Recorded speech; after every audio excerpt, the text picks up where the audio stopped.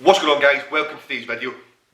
And in today's video what we're going to be talking about is a few reasons as to why I believe that your bench isn't progressing the way you want it to progress. Now, it's not for everyone, but it's very, very, very common for people to make lots and lots of good progress on their squats and their bench press, and their deadlifts, to make lots of progress on their squats and their deadlifts, but their bench press, they kind of fall behind.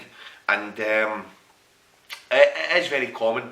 Now, I believe there are lots and lots of reasons as to why, but I believe one of the main reasons is your attitude.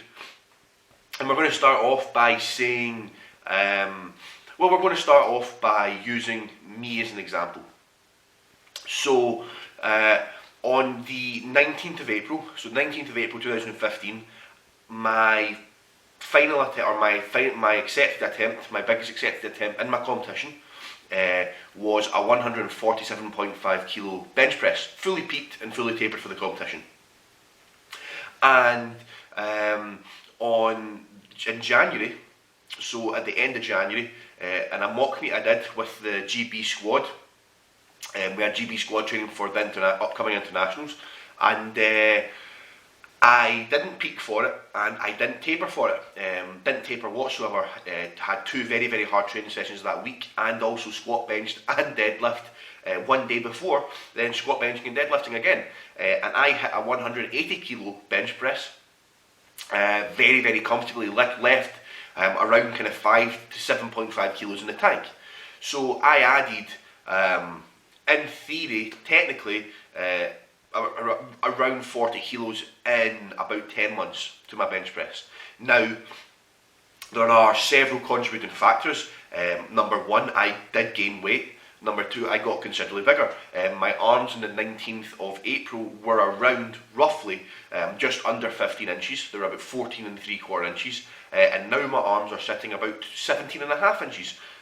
So a big gain in size in my arms there.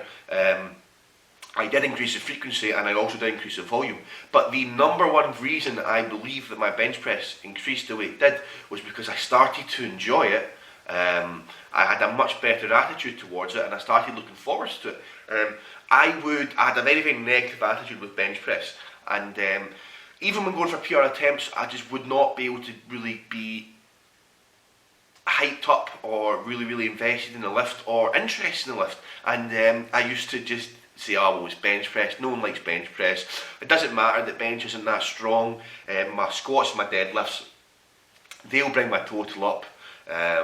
The bench press is a stupid movement anyway. All these excuses and all these things. And you tend to gravitate towards things you're good at. So if you really enjoy something, you're probably going to be pretty good at it. And if you're really good at something, you're probably going to enjoy it. Not always the case, but very commonly the case. And by having this really negative attitude towards it, you're going to probably do it less. You're not going to do it, so you're not going to do it as frequently. You're not going to do as much volume. You're subconsciously not going to try as hard. You're going to give yourself some slack for it not improving. And overall, just with having a negative attitude towards it, it's probably not going to go very far.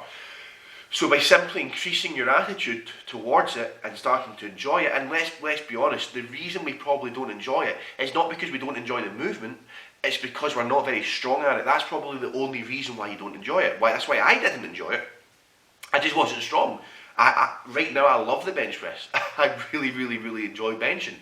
But I didn't before because I wasn't strong. So you go from deadlifting 6 plates for reps to then benching 2 plates for reps. It's a bit of an anticlimax. And start trying to have a bit of a more positive attitude towards it, start kind of actually enjoying it, like, do you know what, it's not that good just now, but it's going to be good, it's going to get there, I'm going to enjoy it, blah, blah, blah, blah, blah, and just try and have a good attitude towards it. And it is pretty simple. Once I got all the negative connotations to the bench press, for no other reason than just because I wasn't very good at it, away, I actually started to enjoy it. And actually, one of the athletes I work with online, Garrett, if you're watching this, shout out to you, mate. He wasn't really enjoying the bench press, and that is just because he is squatting and deadlifting 500 pounds, and then his bench is kind of not it's a good bench, it's a solid bench, but it's not quite where he would have liked it to be.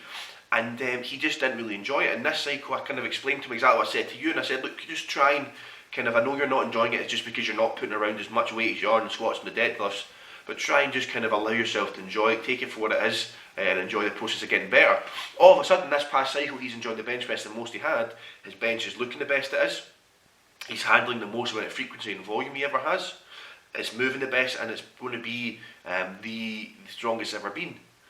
So I really do believe that that's one of the main reasons as to why your bench press probably isn't improving. Now, if you're an amazing squatter and an amazing bencher, but you suck at deadlifting and you hate deadlifts, then this video goes for deadlifts. If you suck at squats, this video goes for squats. So on and so forth. It could be you could even suck. It could be anything. It literally could be you could suck at Call of Duty and you just don't enjoy it because you keep losing. Blah blah blah. It can be used with anything. So I hope you found today's video informative, guys. If you have, then please hit that like button. If you have any topics that you'd like me to discuss, then just drop down below. I hope you have a great weekend, and I'll speak to all of you next time.